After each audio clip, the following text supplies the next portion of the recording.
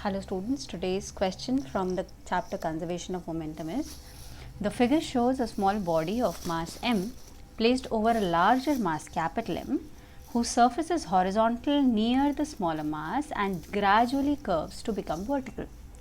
The smaller mass is pushed on the longer one at a speed v and the system is left to itself. Assuming that all the surfaces are frictionless, first we have to find out the speed of the larger block when the smaller block is sliding on the vertical portion of the larger block. That is this portion. This is the vertical portion of the larger block, right? Then find the speed of the smaller block when it breaks off the larger mass at height h. When the block reaches over here and it will be moving up and it breaks off from the larger mass, we are supposed to find out its speed there. We also have to find out the maximum height that the smaller mass ascends to. So, it will go up and will reach a certain maximum height, after which it will come back. So, we have to find out that maximum height, and then we have to show that the smaller mass will again land on the bigger one, and we have to find the distance traversed by the bigger block during the time when the smaller block was in flight under gravity. That means it was moving up here and then moving down till it once again gets connected to the bigger block. So, all these parts to be covered in one single question. So, many concepts will get clear with this one question. So, let us understand it one by one, step by step. For the first part of the question, where we are supposed to find out the speed of the larger block when the smaller block is sliding on the vertical part. So, what will happen? The smaller block will come here, will move over the whole length of the curved portion and then will reach somewhere here. Do we understand that when it reaches on this vertical part of the block, as seen by the block when we are looking at it from here, it will be moving upward, vertically upward, right? But where has its horizontal velocity gone then? Understand that horizontally there is no external force on this system, because this system is kept on a frictionless surface. We have been told to consider all surfaces frictionless. So, since this surface is frictionless, no horizontal frictional force is going to come and act on this system. Other than that also, the only forces acting on the system are the gravitational force and the normal reaction coming from the ground and in between the block and the bigger block, all of which are vertical initially, right? So, there is no horizontal force here, which means that along the horizontal we can use the conservation of momentum principle along the x direction. So, if initially this small block had a speed v along the horizontal, that means it had a momentum associated with the horizontal direction. So, where has all that momentum gone when the block reaches here in the vertical portion? So, that momentum does not go anywhere, it has to be within the system. So, what happens is, when the block reaches here, the block moves towards the horizontal, but how is that possible? It is possible when the bigger block also moves along the horizontal with the same speed as that of the block. So, horizontally then, if we assume that the block attains a velocity Vx, the smaller block will also have the same velocity Vx along the horizontal, so that both of them are moving horizontally with the same speed.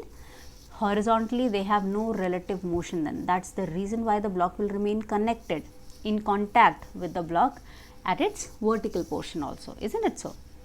So, this is the concept that we can use, and understand that here then we can use the law of conservation of momentum along the horizontal, saying that the initial momentum of the block along the horizontal, which was mv, should be equal to the net horizontal momentum of the block, bigger block, plus the smaller block once the smaller block reaches on the vertical portion, which will be this.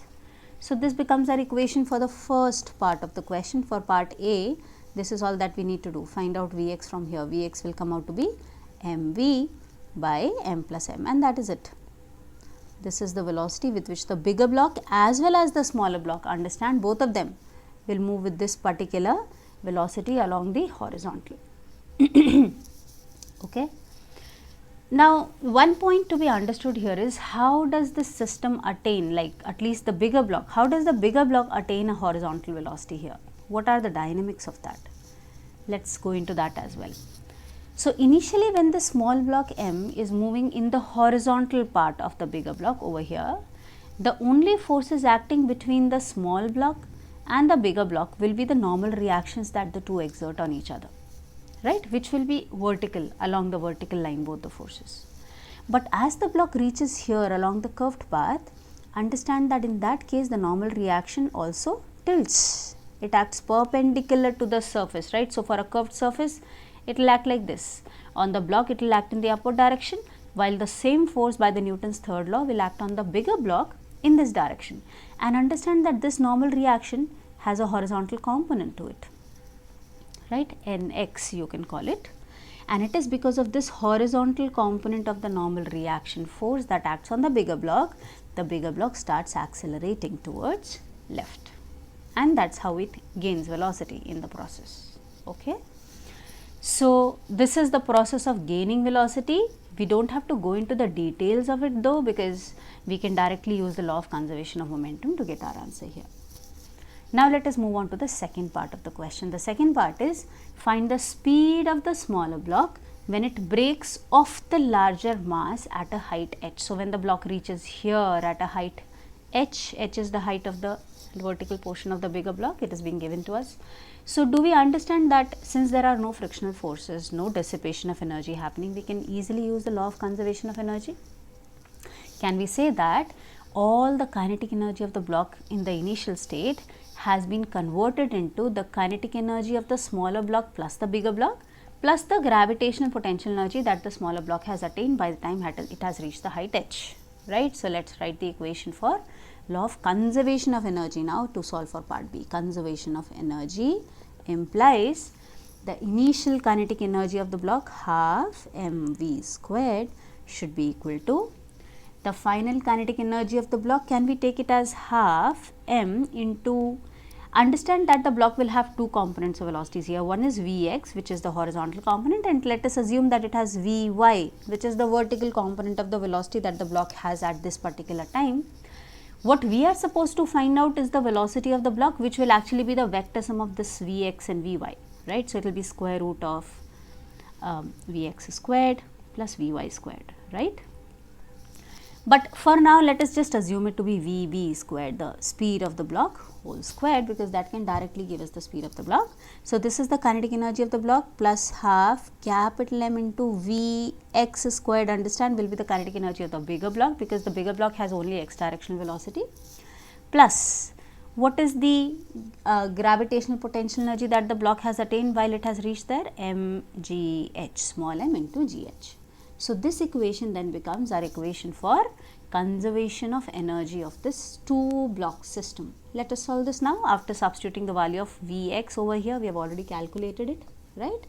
So, first what we can do is we can take a half common everywhere, so that we get mv squared is equal to m into Vb squared plus capital M into Vx squared plus twice of mgh, right. This is what we will get in the first step, and then we can take this term on the left hand side, so that we get mv squared minus capital M into, now we can substitute the value of Vx from here, let it be mv by m plus m whole squared, right.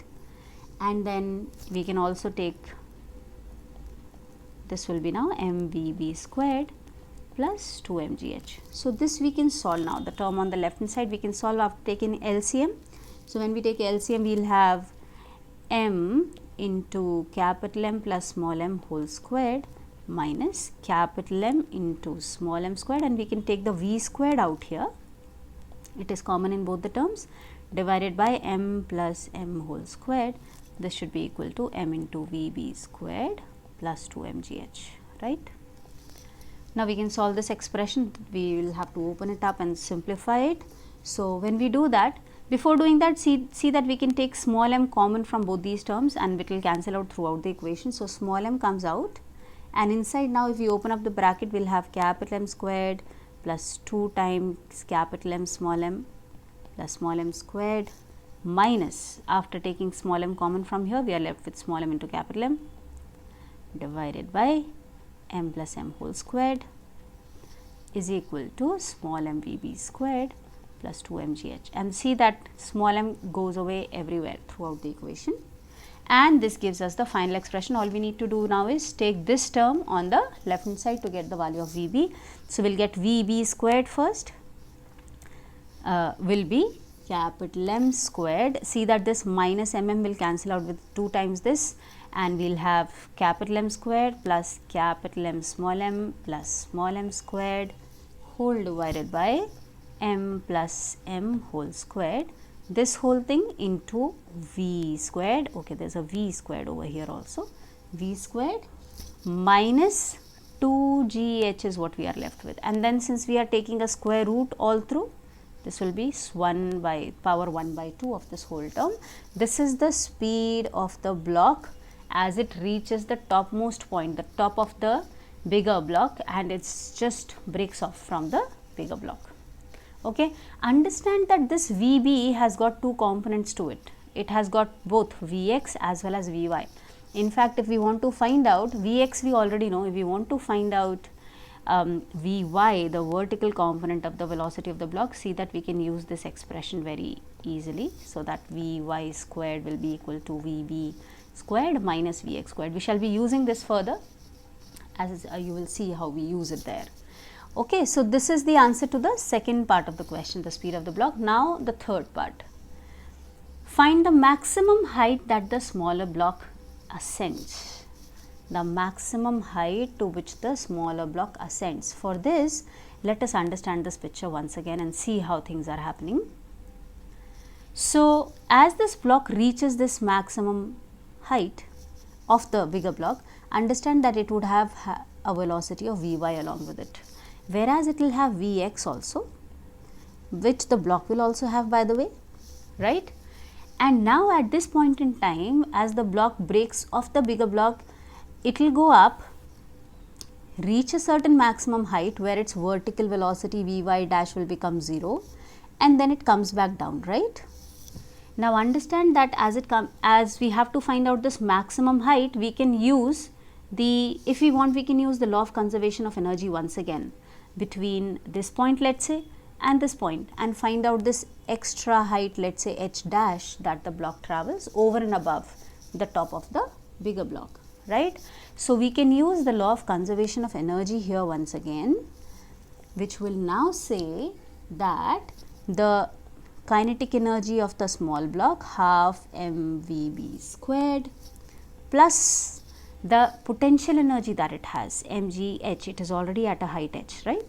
This should be equal to, what will the kinetic energy of the block as it reaches to the top? Understand that it only loses its y directional velocity as it reaches to the top. The x direction velocity is still there with it, and it will retain that velocity because nothing is going to change that velocity. Again, there is no horizontal force acting on the block at this point in time. This needs to be understood very well, that as the block, smaller block and the bigger block both attain the same velocity, they will be moving together, but they will not be exerting any normal force now on each other, because normal force will tend to create an acceleration along the horizontal. But now along the horizontal, none of them wants the other one to change its state, because both of them are moving in the same state along the horizontal. So, along the x direction now, the normal force between the two will go to 0 right at the vertical portion, so that whatever velocities the two blocks have gained, the common velocity, they will continue to move with that velocity throughout. Okay? And anyway, as the block loses contact with the bigger block, there will be no force coming from the bigger block now, right? So, no along the horizontal, no change in the velocity. So, the only velocity that it has at the highest point will be the same Vx that it had just before losing contact with the bigger block. So, the kinetic energy associated with that will be half mvx squared, right? Now, plus what is the potential energy at the highest point? Can we say it will be mg into h plus h dash if it goes a further height h dash above, right? And now, this is the equation that we are supposed to solve. See that we can solve this a little bit. We can take this term on the other side to get, and small m will cancel out everywhere, and the 2 we can take a common, so that we get Vb squared minus Vx squared is equal to 2 times gh plus h dash minus gh, which will just leave us with gh dash, right? And from here now we can write 2gh dash is equal to, substitute the values of Vb as well as Vx. We have got both of them. right? So we can use them here, and we can simplify this. So this will be the value of VB squared first, which is as we have calculated above. This is the value VB. We'll just substitute it down here. M squared plus capital M plus small m squared divided by capital M plus small m whole squared minus 2GH. This is VB squared, see that here, right? And then subtracted from this minus Vx squared. What is Vx? Vx is mv by m plus m. So small m into V by m plus m. This is Vx and we are supposed to do Vx squared. So square of this. Once again we have to solve things a little bit. So we get 2gh dash is equal to, let's take this term and this term together. So we have m squared plus capital M plus small m squared, and then this term which will be minus m squared, and see that we can take a, okay, there is a v squared also here, there is a v squared along. So we can take v squared common through the two equations, right? V squared was out here, just a minute. Over here we have a v squared, right? So this term and then this term, v squared will come out as a common quantity divided by m plus m whole squared minus this term, 2gh is still there. And see that we can take this 2gh on the left hand side, because anyway we want to find out the total height of the block from the ground, which is nothing but capital h plus h dash, right? So 2gh plus h dash will be equal to, on the right hand side we will have this m squared will cancel out and we will be left with capital M squared plus capital M small m over m plus m whole squared into v squared, right? And now we can take this 2g on the right to get h plus h dash as 1 by 2g. See that we can take a capital M common over here, capital M plus m over m plus m whole squared. So one factor will cancel out and we will be left with only capital M v squared by 2g into m plus m whole squared. This is our maximum height achieved by the block small m when it reaches the highest point. Now, one point that we can take care of here is, see that what are we getting for Vb squared minus Vx squared. It is this whole term that we are getting for that. We shall be using this term once again in this last part of the question also. So we will just take it at that point in time. So what is the last part of the question now? The last part is, show that the smaller block will again land on the bigger one. And then we have to find out the distance that the bigger block travels during the time when the smaller block was in its flight under gravity. So once again, for the D part of the question, if we just try to look at the situation once again in the picture, do we understand that as this block reaches here, as we have discussed in the previous case also, both the bigger block as well as the smaller block will have the same horizontal velocity Vx, which is not going to change. So as this block goes up initially with Vy, reaches the highest point over here somewhere and then tries to come back, can we say that whatever horizontal displacement the small block m will have in that time, the same horizontal displacement the bigger block will also have, because both of them are moving with the same horizontal velocity, right? So can we say that as the block comes down over here, the bigger block would have reached somewhere here by then, right? So that the block reaches here itself, just in contact with the bigger block once again.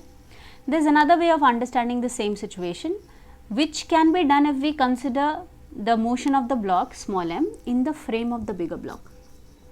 In the frame of the bigger block means we consider the bigger block at rest. If we consider the bigger block at rest, that means Vx is 0.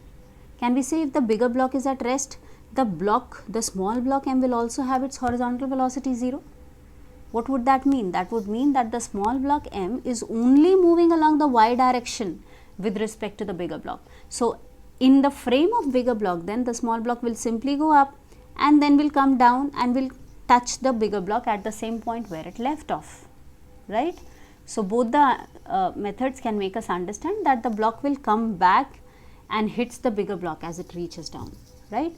Now, how do we find out the distance that the bigger block travels along the horizontal as the small block goes up and then comes back down till here? Can we say that is nothing but the horizontal displacement of the small block also in the same time as it goes up and comes down? So, all we need to find out here is the time that the bigger block takes to reach to the top and then to come back down, and in that time find out the displacement, horizontal displacement of the small block by m itself, which will be nothing but the horizontal velocity times the time of flight. Can we say that? Right. So, the first exercise here would be to find out the time taken by small m to reach from this level to the highest level, for which we can directly use the equations of motion, isn't it? Can we use v is equal to u plus at along the vertical direction to get this time t, and saying that at the highest point the vertical velocity v will be 0. But for that we need to first find out the initial velocity along the y direction. Vy is what we need to know. And for finding out Vy, we discussed that Vy can easily be found by using this equation. Vy squared is the actual speed of the block whole squared minus Vx squared, right, which we have actually found over here. This expression is nothing but that only. See that we are getting it from here, Vv squared minus Vx squared, right. What is this expression? Look at it carefully.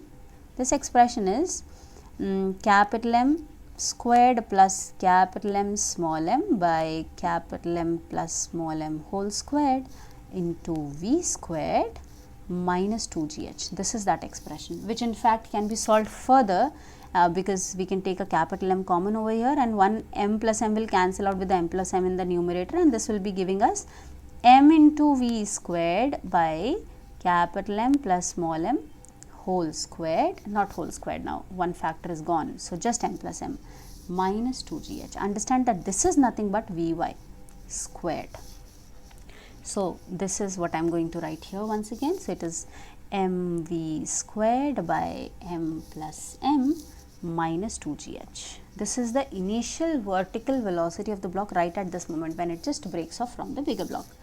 So, can we say this equation will give us at the highest point the velocity will be 0 is equal to, just when it breaks off the velocity is Vy, this velocity.